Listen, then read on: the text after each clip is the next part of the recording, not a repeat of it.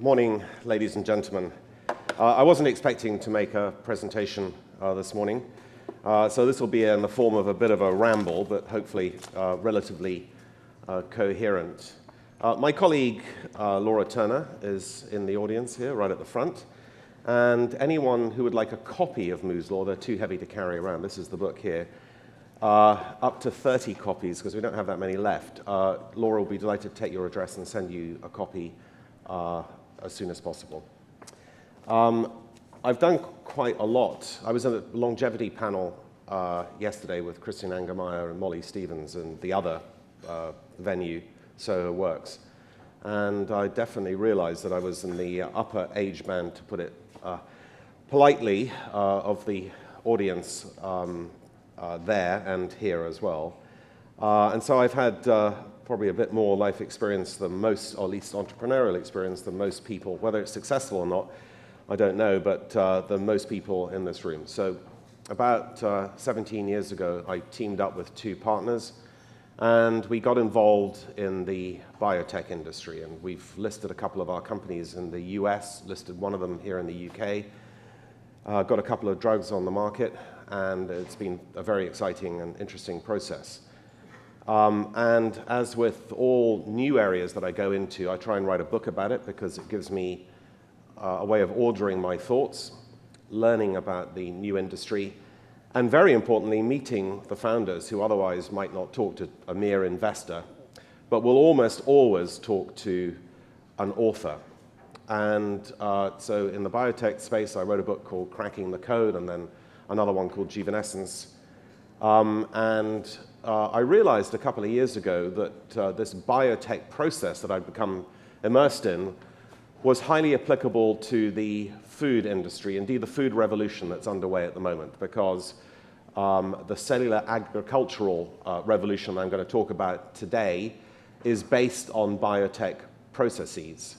And so with my colleague Anthony Chow, who sadly isn't here, Laura and some others, we set up a company called Agronomics, which is listed on the London Stock Exchange. It's been quite successful. We started with £2 million.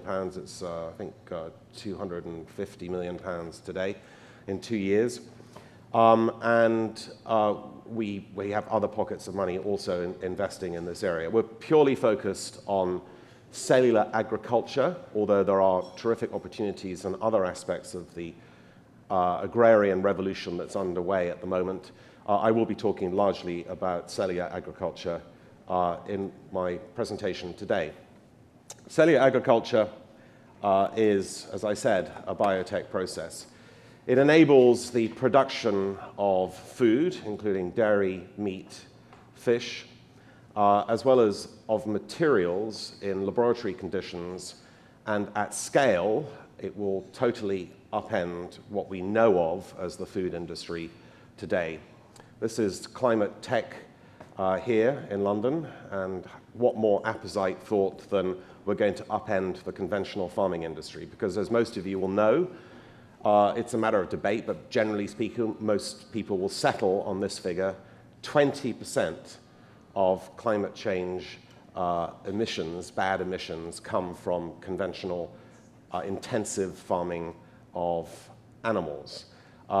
Intensive farming of animals didn't exist really until after the Second World War. So this has been a very big contributor to the climate change we're experiencing at the moment. And indeed, it is the single biggest contributor from a man-made point of view, bigger than transport, for instance. So something has to be done about the intensive farming of animals, because if the population of the world does get to $10 billion, if the Chinese get richer, the Indians and people in other developing countries get richer and demand proteins, and particularly animal proteins in their diet, the world is heading towards even more catastrophe than it's heading for at the moment. So we have to do something about it. And as so often, human ingenuity and science have come to the rescue. And today, we are on the cusp of a very major revolution in terms of the food that we produce. This wave of change is starting with plant-based proteins. And Stephen mentioned Camilla Fayed and her company, Pharmacy. It's one of the leaders in the UK in that area, and there are plenty of other companies that we will be familiar with. such as Beyond Meat, Impossible in the United States, Oatly, the Swedish company, which recently went public in the US and now sports a $10 billion US valuation on the stock market. And those plant-based proteins have taken off in the last 10 years or so and accelerated in the pandemic because actually they taste quite good. They're not like the old vegetarian cardboard diet of 20 years ago. They are pretty good. If not necessarily better for you in terms of health, they're certainly better for the planet. And as an example, plant-based milks like almond milk, oat milk, and so forth now have perhaps a fifth of the US milk market and are accelerating in terms of their capture of that market. And the same sort of figures apply here in the UK. The next wave is cellular agriculture, and the wave after that, or the wave concurrent with that, is the picks and shovels that go up to make cellular agriculture. Now, some people will not be familiar with what is cellular agriculture, but as I said, it's the production of products, including food, in labs and in factories. Roughly speaking, this is an illustration which may be a little bit out of date, but I will give it to you anyway. If you take the size of my little fingernail, and you take the equivalent of that size out of a living animal, not an animal that's going to be slaughtered, so a living animal like a chicken or a cow or a sheep, you take that sample, the cow goes back to its feedlot or its field or whatever, you put it into a special machine that allows the stem cells that you're after, the precursor cells that are common to all living species, including ourselves, and the stem cells we're after in the case of producing food, are muscle and fat cells. You then amplify those individual stem cells, so the muscle and the fat ones, in separate bioreactors. They're great big stainless steel vats used in the biotech industry and now used in the food industry. And you bathe them in the equivalent nutrients that the animals that they are derived from would be eating in their field or their feedlot. And you introduce what are called growth factors, which are the most expensive part of the process, to aid that amplification. After about 40 days, my little fingernail worth of sample will be equivalent to about 3,000 kilos of beef, if it's a cow, and that is equivalent to 7 or 8 cows. And those cows, if they were on the feedlot, which most of them are, or a few of the lucky ones are out in the grass, would take 28 months to grow. So that's what the revolution is about. Now, furthermore, cows and other farmed animals are extremely inefficient converters of protein to protein. You may know that a cow absorbs 25 times more plant proteins than it puts out in the form of meat.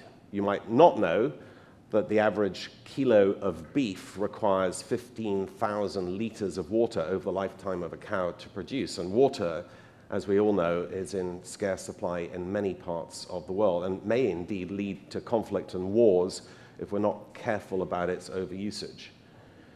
You might also know that 80% of antibiotics go into intensively farmed animals.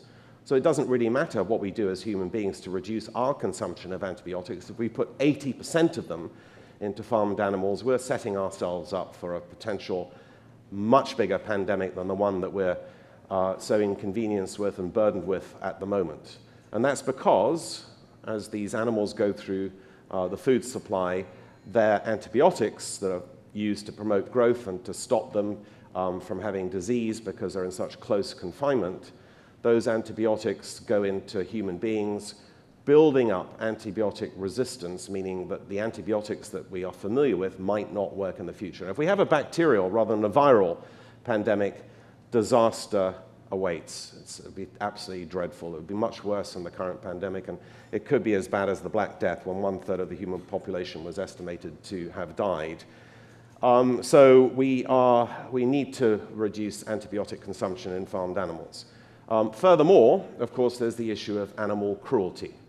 My motivating factor for being in this industry is that I'm a big animal lover. We in our household have 5 dogs, as an example, plus a variety of other animals. Laura is a committed vegan. We don't eat meat and haven't done for many years.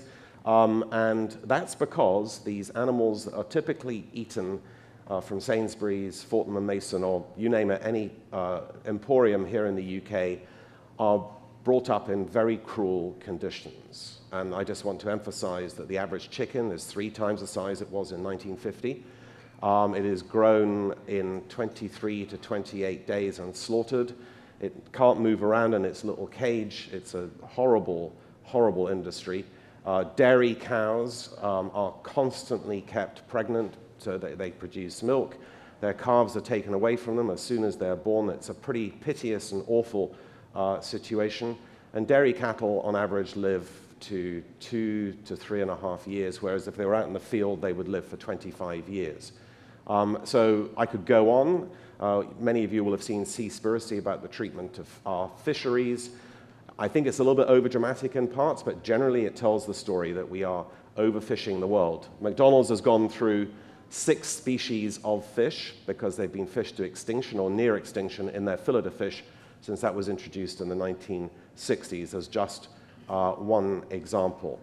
So we have both an environmental disaster in the making, a human health disaster in the making, and an animal cruelty disaster for those of us who care about animal welfare. So we have to do something about it. And as I said, the first wave is in plant-based, but coming up fast behind it is the cellular agricultural industry, which is going to be, in my opinion, absolutely massive. Now, let me just describe that industry to you. Not very much money has gone into this area so far, and that's because none of the companies are in the scale-up phase where they need to buy large bioreactors and so forth. But they will be, over the next couple of years, doing exactly that because their products will be on the market. Indeed, 1 or 2 of the products are already on the market, as I will describe. So in the first half of this year, about $500 million went into cellular agriculture.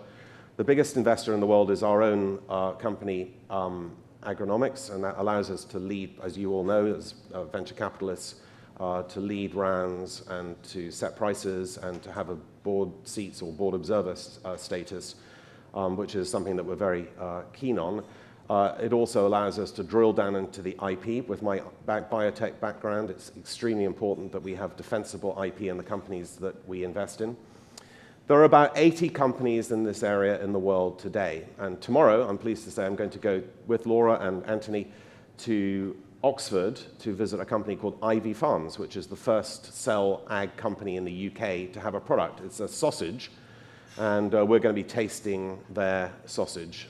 So none of the companies that we are involved in are science fiction companies. They all have products that you can taste or you can feel. They all have products that will be on the market in a relatively short space of time. And what do I mean by on the market in a relatively short space of time? Well, let's go through the industries. The first industry to be disrupted vastly is the dairy industry. The 2 biggest dairy companies in the United States have recently gone bankrupt because dairy is a precarious industry, and the plant-based milks, which are now so good and relatively popular and gaining in popularity, have made the industry even more financially precarious. However, next year, so-called precision fermented milks and other dairy products, which include yogurt, cheeses, and so forth, including from one of our companies, which is called Formo and is based out of Berlin, but also from Clara Foods and Perfect Day in the United States, will be on the market. And that is the production of whey and casein, which are the principal ingredients of dairy milk, in laboratory-type conditions without using cows. And so those products will be on the market. And I estimate that by 10 years' time, the conventional dairy industry, which is the biggest single emitter of all intensively farmed industries on the planet, will be gone. It'll be absolutely gone. It'll be replaced by much more efficient, much healthier, no antibiotics, no bad stuff, no animal cruelty, alternatives largely led by precision fermentation, which is now on the cusp of being in the market in the United States. Secondly, there's fish. There's a company in California called Blue Nalu. It's based in San Diego. I urge you to look at its website if you've got time. It's an amazing company. It can produce any species of fish from a platform technology. It has already produced mahi-mahi and tuna It is regulated by the FDA in the US, and we think, and in fact we know, that it will be on the market in the United States with its products next year. Those products will be about twice the price of conventional fish. However, there is no waste. There's no waste. There's no tail, there's no head, there's no viscera, no scales. It's just pure fillet of fish. And it is fish. It's not some sort of synthetic fish or GMO type of fish. There is no GM involved in the process of what I described earlier in terms of extracting stem cells and amplifying them and producing these meats and fish. In terms of meat, I think it will take about 18 months for these products, which include chicken, beef, mutton, etc., to be on wide dispersal across the main markets, which are Europe and the US, in terms of the established food markets. But they're already on sale in Singapore, already on sale. They're going to be on sale in Qatar, where a company making chicken nuggets called Eat Just has just done a deal with the Qatar government. And they'll be on sale in the UAE, which is where we're spending a lot of time in the relatively near future. These are food insecure countries that typically import upwards of 90% of their food. And here in the UK, you will be familiar with the fact that we import about 50% of our food, and we should be doing a lot more to growing home industries in this field.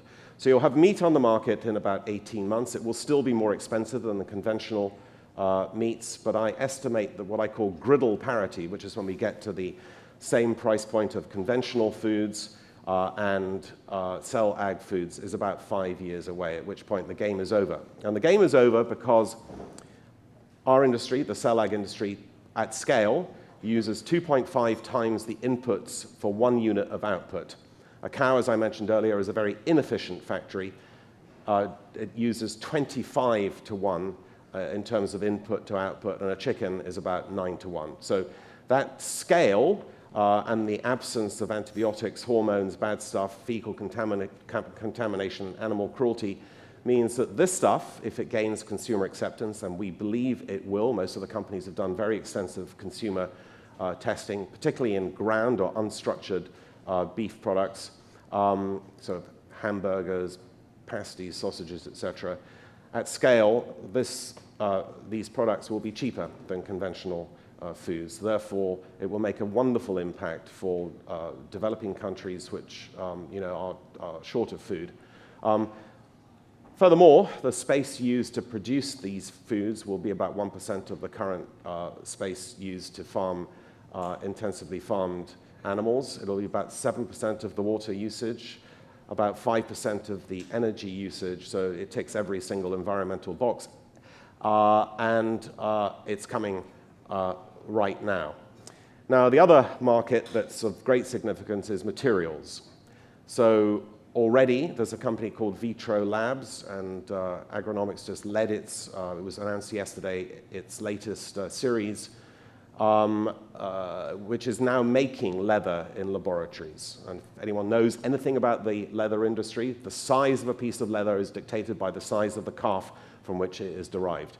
Made in a laboratory, we could make the leather in the size of this room. It is leather. It's identical to the best quality leather. And the two biggest fashion houses in the world are already buying it and using it. There's no regulatory process because we don't typically eat leather in our diets.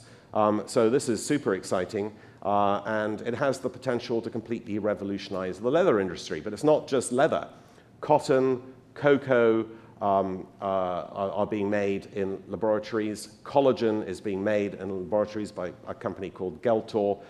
There's a whole load of addressable markets and white spaces that entrepreneurs, such as some of you, should be looking at for this industry. I estimate that the total addressable market for the stuff that these companies are doing is about $5 trillion.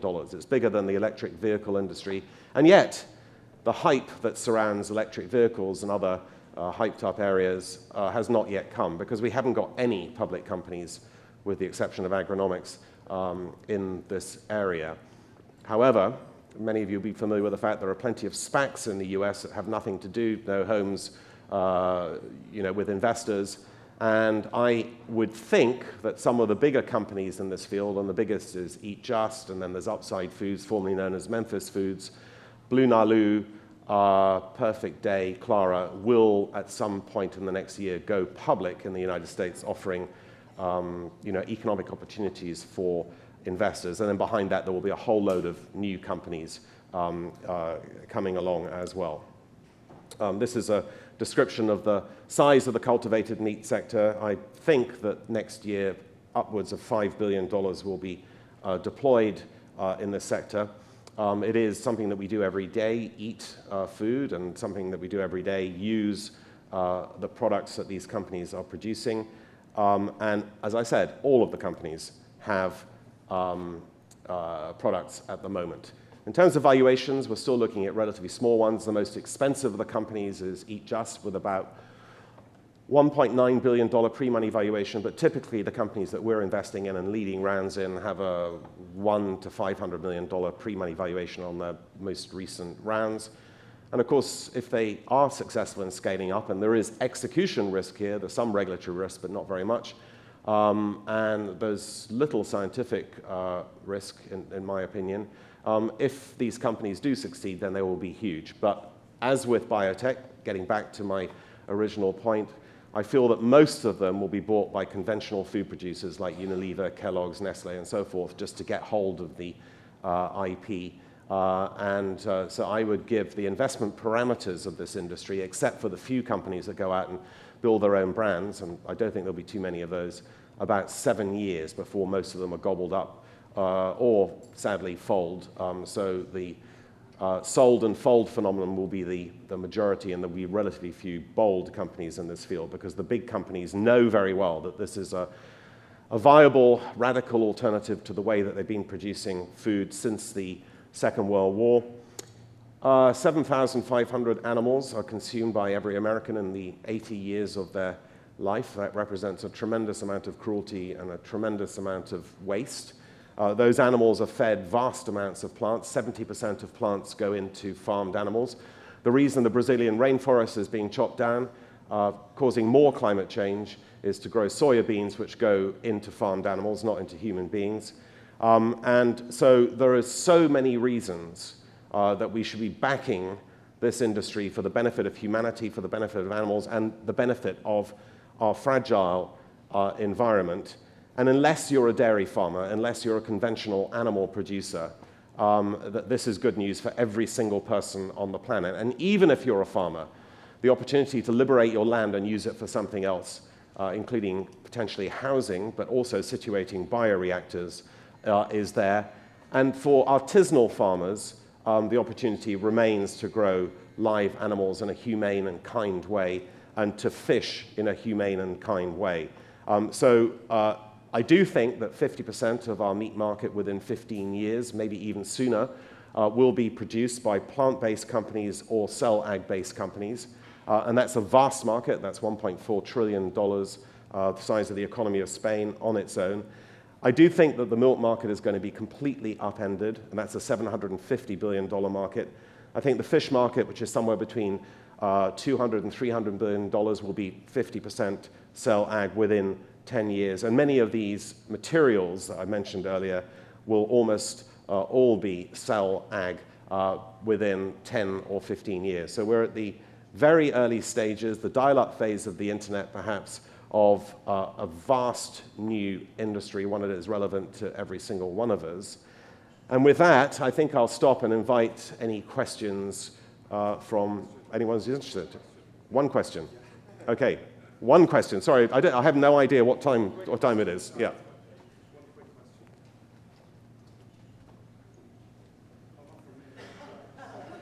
This gentleman here. Thank God someone's going to ask a question. Thanks very much. Bill Herdich from Australia. Hi, Bill. Thanks very much. One question about the developing world and the number of people who are employed in food-producing industries. I know you talked about an artisanal, but it's a huge, big bang for them. What's the alternative and solution for that? Yeah, it's a very good point. I think that, first of all, producing the food in situ with the labs represents a much higher value-added jobs for people in the developing world as well as in the developed world. And just to put it in perspective, it will cost about $100 million to produce proteins, all the protein requirements for 100,000 people for 20 years. That's the sort of economics of it. But this change is going to be fairly dramatic. It is absolutely the case that there are too many people involved in agriculture in Africa, and they should be they should be thinking about diverting to something else. But it's a very good point. This is going to have some brutal aspects to it. There's no doubt about it. And even in Australia or in the UK, there will be people who will be disadvantaged, and we have to find ways of retraining, reorienting, etc. But this is progress. Thank you very much.